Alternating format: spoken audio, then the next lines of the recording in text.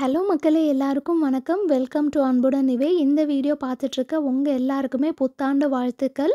So இந்த வருஷத்தில் நீங்கள் நினச்சது எல்லாமே நிறைவேறணும்னு சொல்லிட்டு நான் விஷ் பண்ணிக்கிறேங்க.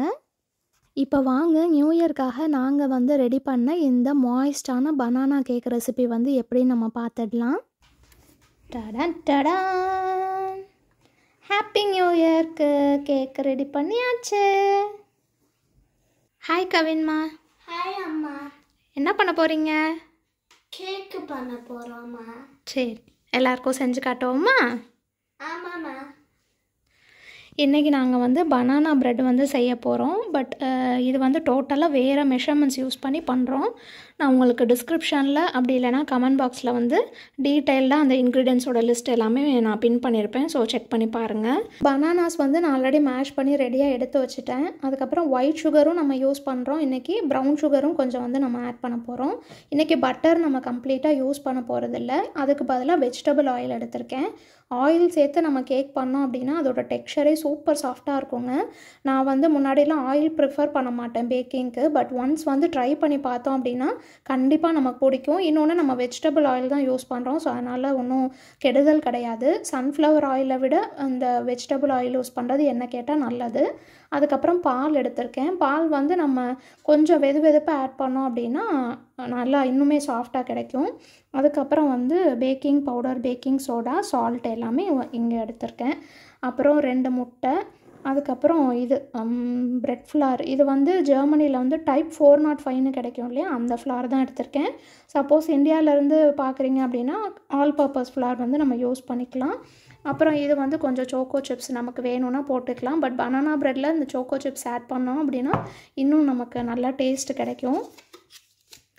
அதுக்கப்புறம் வெண்ணிலா எக்ஸ்ட்ராக்ட். இது எடைக்கால வாங்கியிருந்தேன். ஓனே ஆல்கஹால்னால் ஆல்கஹால் சேர்க்காதது. ஸோ இதை தான் இப்போ நான் யூஸ் பண்ணிகிட்ருக்கேன். ஸோ இப்போ வாங்க அப்படியே 1 by 1 நம்ம எப்படி பண்ணுறதுன்னு பார்த்துடலாம். இப்போது பவுலில் பார்த்திங்கன்னா எக்கு சேர்த்தாச்சு. அது கூடவே வெண்ணிலா எக்ஸ்ட்ராக்ட் சேர்க்க போகிறோம். இது 1 டீஸ்பூன் நம்ம சேர்த்துட்டு இது கூட சுகர் ஆட் பண்ண போகிறோம். போடுத்தாங்க, சுகர் போடுத்தாங்க. பீட் பண்ணிக்கலாமா?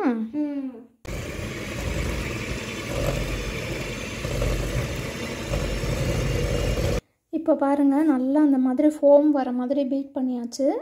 இப்போது நம்ம ஆயில் சேர்த்துக்கலாம்.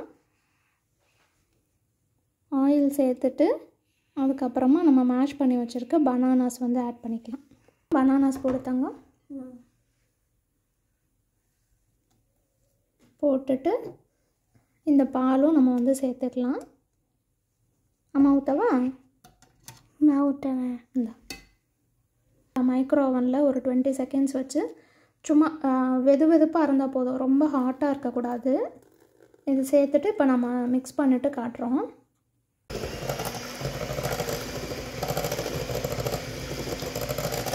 இப்போ நல்லா அந்த பனானாஸ் ஆயில் எல்லாமே மிக்ஸ் பண்ணியாச்சு. நம்ம மாவு இப்போ சலிச்சிட்டு நம்ம திருப்பியும் பீட் பண்ண போகிறோம். இப்போ அந்த மாவு கூடவே அந்த சால்ட்டு, பேக்கிங் பவுடர் எல்லாமே போட்டு நம்ம சலிச்சிட்டு மிக்ஸ் பண்ணிடலாம்.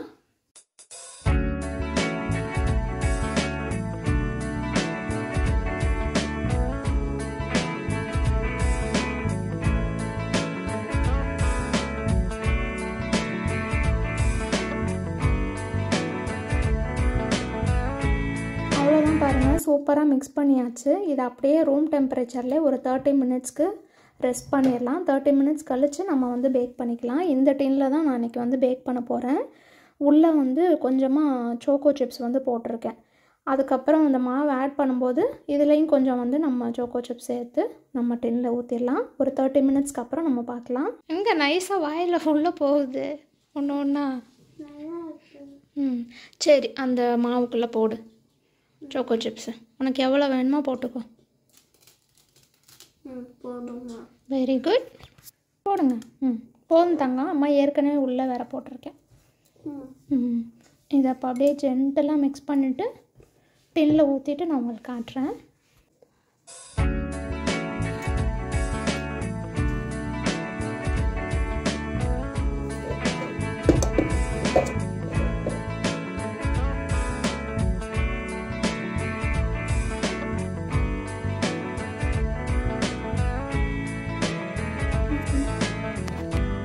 அவ்வளோதான் பாருங்கள், நான் மாவு வந்து டின்னில் ஊற்றிட்டேன். இந்த மாதிரி லாஸ்ட் மினிட் ப்ரிப்பரேஷன் அப்போவே நம்ம அவனை வந்து ப்ரீஹீட் பண்ணி ரெடியாக நல்லா ஹாட்டாக வச்சுருக்கணும்.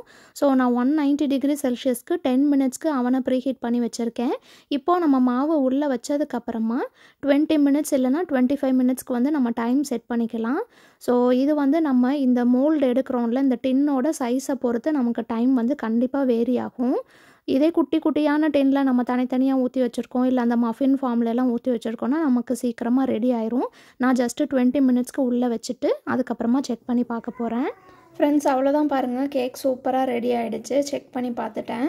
இந்த மாதிரி நல்லா க்ளீனாக வந்துடுச்சுன்னா ஈவனாக வந்து பேக் ஆகிடுச்சுன்னு அர்த்தம். எனக்கு கரெக்டாக வந்து ஒரு 25 மினிட்ஸ் ஆகிடுச்சு. 190 டிகிரி செல்சியஸ்லேயே தான் நான் வந்து வச்சுருந்தேன். இப்போ அது ஆறுனதுக்கப்புறமா நான் உங்களுக்கு வந்து கட் பண்ணி காட்டுறேன். டெக்ஸ்சர் எப்படி இருக்குன்னு பார்ப்போமா? அப்பா, செம்ம சாஃப்டாக இருக்குது, பஞ்சு மாதிரி இருக்குது.